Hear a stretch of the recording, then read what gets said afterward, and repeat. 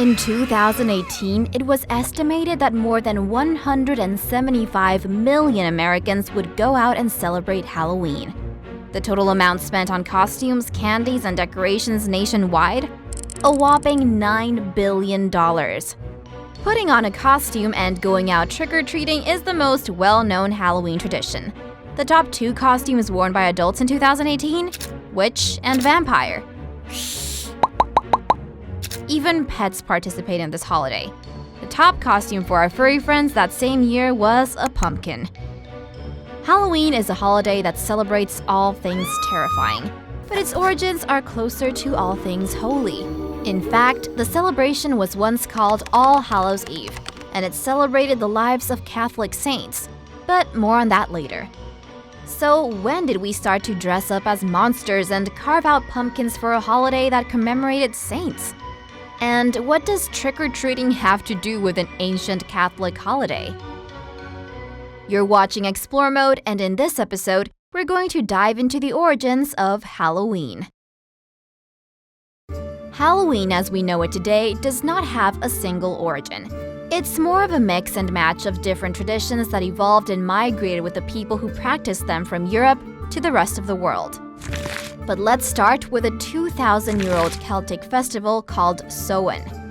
This pagan holiday marked the end of the harvest season and the beginning of winter. It was celebrated on the eve of October 31st and ended on November 1st. On October 31st, the Celts would burn livestock and part of the summer harvest as sacrifices to the Celtic deities to symbolically share their harvest with the gods. Apart from marking the end of the year's most abundant period, the Celts believed that on the night winter started, a door to the world of the dead would open, allowing spirits and supernatural beings to wander into the world of the living. In order to please the potential monsters and fairies crossing over to the human world, the Celts would prepare offerings for them and wear costumes and masks to hide their true identities from the spirits. The festival was celebrated in parts of the United Kingdom, Ireland, and northern France, which is until Catholicism entered the picture. Around the 8th century, Catholicism was expanding, and they weren't too fond of pagan festivities like Samhain. So Pope Gregory III took a church-sanctioned holiday that celebrated martyrs and saints on May 31st and moved it to November 1st. We know this holiday today as All Saints' Day, but back then it was known as Hallowmas, which can be roughly translated into the Mass for the Holy People. And the evening before, October 31st, was known as All Hallows Eve, which eventually ended up being abbreviated into Halloween. Ironically, the Christian celebration was heavily influenced by Samhain. Because the holiday celebrated the souls of those who had passed, Christian devout believed that the spirits of the deceased were allowed to roam the earth to seek their final vengeance from those who had harmed them before moving on to the afterlife. As a precaution, the living would dress up in costumes or wear masks to avoid being targeted by vengeful ghosts. In Guatemala, people didn't hide away from the evil spirits that visited in Hallowmas. Instead, they scared the ghouls away. During All Saints' Day, people in some Latin American countries visit the graves of their loved ones to decorate their tombs with offerings and mementos from their past lives on Earth. In the town of Sumpango in Guatemala, though, locals realized that evil spirits would also come down during this holiday, scaring the souls of their loved ones. Finally, after years of this inconvenience, the people of Sumpango went to the town elders to look for a solution. Their answer? Scare those evil spirits back. The town leaders told their people that the loud sound of paper against the wind would be enough to ward off these demons, and so the townspeople got to work. They created large, colorful kites and flew them across the sky on All Saints' Day, warding off the spirits and allowing their loved ones to visit peacefully. This tradition lives on today, and every year the people of Sumpango spend months making these enormous kites that can reach from 16 to 52 feet in height. However, the kites made today aren't only to ward off ghouls. Now they're seen as mystical message carriers that can connect the human world to the spirit world. Halloween traditions have their roots in Europe. In 15th century England, poor children would go out souling, which means they would go from door to door asking for soul cakes in exchange for prayers for the giving families deceased to be liberated from purgatory. The Scottish and people in other parts of Britain and Ireland practiced another tradition called guising, in which children would put on costumes and, in exchange for treats, they'd put up a performance of some sort.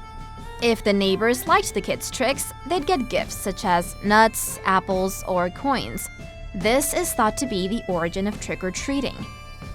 As the years passed, the celebration became more and more popular in Europe, but it didn't make its way into America until the 1840s, during the potato famine, which caused a large group of Irish and Scottish immigrants to enter the US and Canada, and with them, they brought Halloween. The Irish and Scottish families introduced Halloween traditions like pumpkin carving, bobbing for apples, dressing up in costumes, and of course, trick-or-treating. When kids were denied candy, they'd play a small prank on the neighbors, like stealing a wheel from their wagon or stealing the gates to their houses. Although bobbing for apples was popularized by Halloween celebrators, its roots are both Celtic and Roman. When Romans conquered Celtic territories, they brought with them apple trees, which to them represented Pomona, the goddess of plenty. Many rituals surrounding abundance, wealth, and fertility would be celebrated with apples. It was particularly popular to predict romance. It was believed that if a woman placed an apple under her pillow, she would meet her future partner in her dreams. An early version of bobbing for apples would have women race towards a line of hanging apples. The first to bite one would be the first to marry. Eventually, the apple made its appearance in Halloween parties. In the 1800s, the most popular game was Snap Apple. Here's how it worked. A piece of wood would be hung horizontally from the roof. On one side, there'd be an apple. On the other, a burning candle. The stick was then spun around by the players, and the participants had to take a bite of the apple without getting burned by hot wax. Needless to say, Snap Apple wasn't a kid-friendly game. So, later on, bobbing for apples in a container full of water became more popular among family Halloween parties. But although now we see trick-or-treating as an innocent holiday activity for children, in the past it was associated with teenage rioters. Time for an Express Explorer explanation. Start the clock. In 1920s America, the tradition of trick-or-treating was taken over by mischievous youngsters that would use Halloween as an excuse to commit acts of vandalism.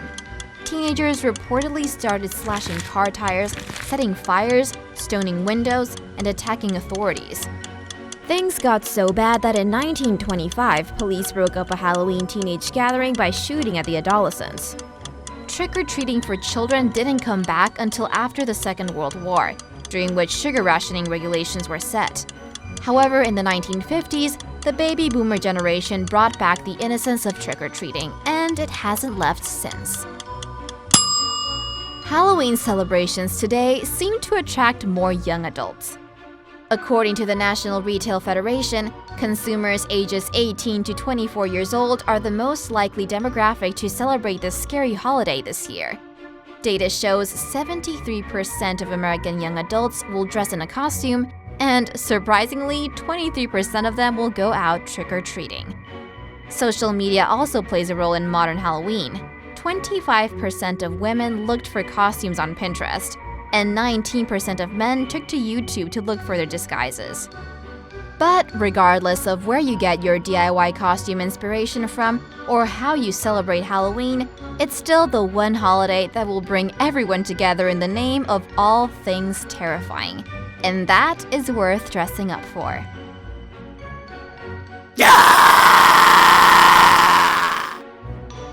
Thanks for watching Explore Mode. If you liked this video, hit the thumbs up button. If you want to explore even more with us, make sure to hit the subscribe and bell button so you get a notification whenever we upload a new episode. If you're interested in more of our videos, check out our playlist. See you next week. In the meantime, remember to keep your Explore Mode on.